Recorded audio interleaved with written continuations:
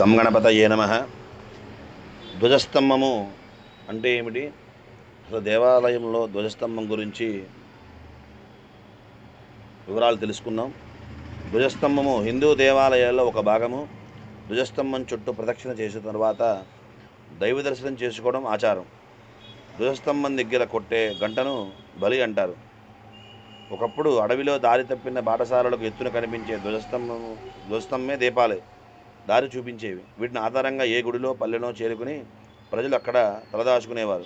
ఇప్పుడు ఆ అవసరం లేకపోయినా కార్తీక మాసంలో ప్రజలు ధ్వజస్తంభం మీద ఆకాశదీపం వెలిగించి మహాదాత మయూరధ్వజుని అని గౌరవిస్తున్నారు.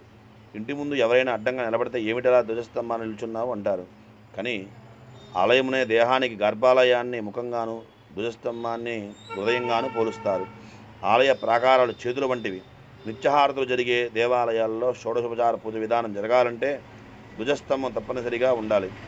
దీపారాధనలు, నైవేద్యం వంటి ఉపచారాలు ధ్వజస్తంభానికి కూడా చేయాలి. దేవాలయంలో నిర్మలమైన వాతావరణం, భగవద్ధ్యానము వంటివి మానసిక ప్రశాంతత కలిగిస్తాయి. ఆలయంలో మూల విరాట్ ఎంత ముఖ్యమో ధ్వజస్తంభం కూడా అంతే ముఖ్యము. ధ్వజస్తంభం ఉంటేనే దేవాలయానికి ఆలయత్వం ఉంటుంది.